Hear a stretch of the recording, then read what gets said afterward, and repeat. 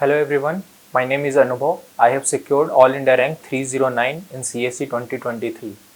My optional was civil engineering and I am here to share my strategy of civil engineering for all of you. तो civil engineering पहली बात की क्यों मैंने लिया इसके ऊपर मैं डिस्कस करूँगा थोड़ा।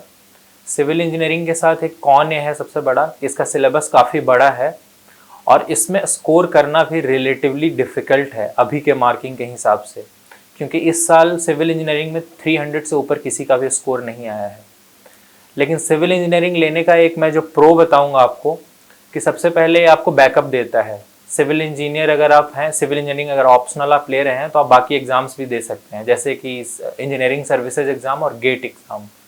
मैंने इंजीनियरिंग सर्विसेज एग्ज़ाम में भी 17th रैंक हासिल किया था, गेट में भी मेरी ऑल इंडिया रैंक 66 थी।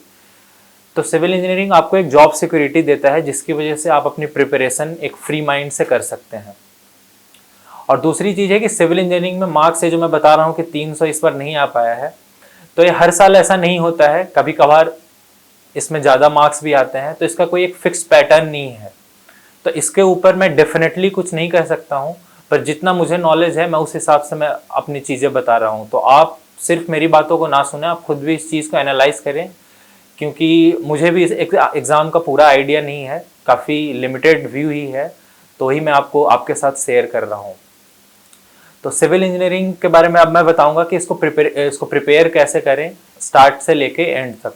तो सिविल इंजीनियरिंग जिन्होंने कॉलेज में ढंग से पढ़ा है उनके लिए मैं बोलूँगा कि कोचिंग लेना ऑप्शनल है। अगर वो लें तब भी सही है, ना लें तब भी कोई बात नहीं है, वो अपना प्रिपेयर कर सकते हैं अपने नोट्स, या उनके नोट्स जो ऑलरेडी प्रिपेयर्ड हैं उसमें चीज़ें ऐड कर सकते हैं। और जिन्होंने कॉलेज में अच्छे से नहीं पढ़ा है और जिनको प्रॉब्लम हो रही है जैसे आरसीसी, स्ट्रक्चरल जैसे सब्जेक्ट्स में, मैं उनको रिकमेंड करूँगा कि वो कोचिंग ले लें, क्योंकि यूट्यूब वगैरह पे इसके ज़्यादा ट्यूटोरियल्स अवेलेबल नहीं हैं जितना मुझे नॉलेज है। तो फेज़ 1 वही है कि आप अपने बेसिक सारे सब्जेक्ट्स को एक बार कवर करें, सब पे नोट्स बना लें। और मैं एक चीज़ बोलूँगा कि नोट्स बनाते टाइम ही PYQ जितना वो कर सकें वो कर लें, जो बच जाएगा वो बाद में करेंगे, पर जितना वो जैसे इन्वायरमेंट तो पढ़ रहे हैं तो इन्वायरमेंट के जितने PYQ हैं मोस्टली, तो नोट्स बनाते टाइम ही कवर करने की कोशिश करें, उसी फॉर्म में वो नोट्स बनाएं हर टॉपिक के बाद। ये हो गया फेज़ 1। और फेज़ 2 में मैं यही बोलूँगा कि जब सिलेबस को पूरा कवर कर लें तो सारे नोट्स को शॉर्ट नोट्स के फॉर्म में बना लें, क्योंकि सिलेबस बहुत बड़ा है। एक एक सब्जेक्ट की कॉपी 400 पेज की होती है, जैसे सॉइल जियोटेक का ही 400 पेज का नोट्स है, इन्वायरमेंट का 400 पेज का नोट्स है, तो आप 2-3 हज़ार पेज पढ़ के आप नहीं जा सकते हैं एग्जाम देने। तो सारे सब्जेक्ट के आपके पास 20-30-40 पेज के शॉर्ट नोट्स होने चाहिए, इससे ज़्यादा नहीं। और इन शॉर्ट नोट्स में फॉर्मूले होने चाहिए, कहाँ चीज़ें आप गलत करते हैं, स्टेप्स होनी चाहिए, जो टेस्ट में आपने गलत करा है, जो PYQ में चीज़ें बार बार आप मिस्टेक कर रहे हैं, उन चीज़ों को आप उसमें डालने की कोशिश करें। और इसके बाद नोट्स बनाने के बाद मैं उनको बोलूँगा कि ज़्यादा से ज़्यादा और टेस्ट दें। टेस्ट देना काफ़ी ज़रूरी है, क्योंकि बिना टेस्ट के आप 3 घंटे में पेपर ख़त्म नहीं कर पाएंगे। स्पीड और एक्यूरेसी बहुत इंपॉर्टेंट है इस एग्ज़ाम में, और उसका सबसे बेस्ट तरीका टेस्ट देना है।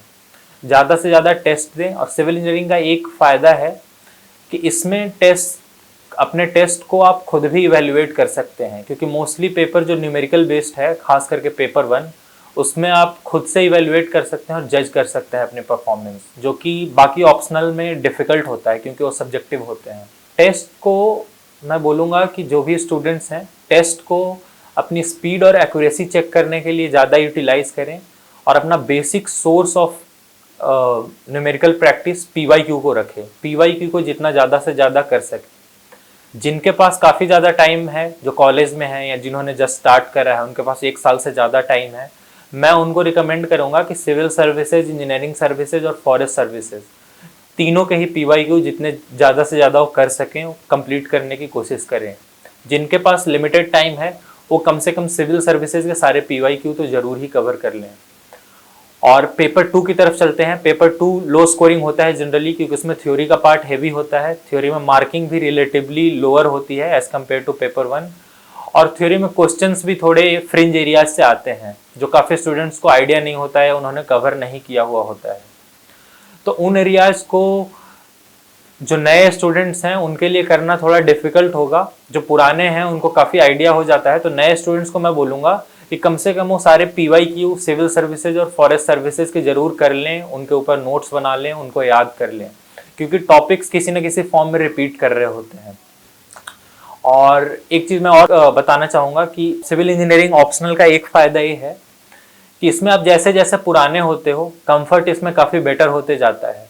स्टार्टिंग में सिलेबस काफ़ी वास्ट लगता है, जीएस के साथ बैलेंस करना काफ़ी मुश्किल होता है, पर एक बार आप जब प्रिपेयर कर चुके हो अच्छे से, एक आध बार मेंस लिख चुके हो या अच्छे से टेस्ट लगा चुके हो, तो सिविल इंजीनियरिंग 15-20 दिन में भी आप इसमें अच्छा खासा कॉन्फिडेंस ला सकते हो वापस से।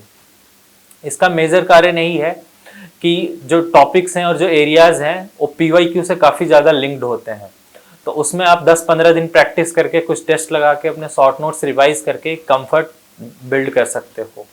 और सिविल इंजीनियरिंग के पेपर में उस डे आप कैसा परफॉर्मेंस कर रहे हो ये बहुत ज़्यादा क्रूशियल होता है, क्योंकि पेपर 1 में अगर आपका एक्यूरेसी अच्छा नहीं है, आपने मिस्टेक्स कर दिए हैं, तो काफ़ी ज़्यादा इसका पनिशमेंट आपको हार्श मिलेगा मार्क्स के फॉर्म में। क्योंकि पेपर 1 में मुझे जहाँ तक मेरी जो नॉलेज है, एक्यूरेसी को काफ़ी ज़्यादा वेटेज दिया जाता है as compared to step marking. तो जितना आपका आंसर करेक्ट आंसर आएगा उतने मार्क्स आपके ज़्यादा आएंगे। तो इसके लिए प्रैक्टिस पे काफ़ी ज़्यादा फोकस करें, जितनी ज़्यादा से ज़्यादा प्रैक्टिस करेंगे उनकी एक्यूरेसी बेटर होती जाएगी। और लास्टली यही मैं बोलूँगा कि सिविल इंजीनियरिंग को रेगुलर बेसिस पे करने की कोशिश करें, छूट जाने पे इसमें कॉन्फिडेंस काफ़ी चला जाता है। तो प्रीलिम्स के पहले मैं बोलूँगा कि कुछ दिन छोड़ दें, एक आध महीना, 1.5 महीना, पर इसको जितना कंटिन्यू कर सके, भले ही रोज़ 1 घंटा ही आप टाइम दे रहे हो, तो वो आपको बेनिफिशियल होगा आपके लिए। आपको एक कॉन्फिडेंस दे रहा होगा कि हाँ, सिविल इंजीनियरिंग में मैं एक लेवल के ऊपर तो परफॉर्म कर लूँगा। और सिविल इंजीनियरिंग का सबसे डिफिकल्ट पार्ट है कि आप जीएस के साथ इसको बैलेंस कैसे करते हैं, क्योंकि इसका सिलेबस काफ़ी वास्ट है। तो सिविल इंजीनियरिंग को आप जीएस के साथ बैलेंस करने के लिए यही कर सकते हैं कि आप रेगुलर प्रैक्टिस करते रहिए, और उसको 1.5-2 घंटा आप रेगुलर दे रहे हैं, तो जीएस के साथ एक इसका अच्छा कॉम्बिनेशन बन जाएगा। और जो नए स्टूडेंट्स हैं जिन्होंने अभी ढंग से प्रिपेयर ही नहीं किया है, मैं उनको बोलूँगा कि कम से कम हाफ डे, अपना हाफ टाइम जो आप प्रिपरेशन को दे रहे हो, ऑप्शनल की तरफ दो। तो फाइनली मैं कंक्लूड यही करूँगा कि सिविल इंजीनियरिंग ऑप्शनल से फ्रस्ट्रेट नहीं हो। स्टार्टिंग में मैं भी काफ़ी हुआ था, इसका सिलेबस बड़ा है, इस चलते जो कि ऑलरेडी इंजीनियरिंग सर्विसेज या गेट के एग्ज़ाम क्लियर नहीं किए हुए हैं, उनके लिए थोड़ा फ्रस्ट्रेटिंग लगता है। पर मैं ही बोलूँगा कि थोड़ा सा वेट करें, थोड़ा सा इस ऑप्शनल को टाइम दें, एक टाइम के बाद बहुत अच्छा इसमें कंफर्ट बिल्ड हो जाएगा। तो finally, I would like to thank the platform of TKT for letting me share my strategy of civil engineering to all of you. Thank you very much.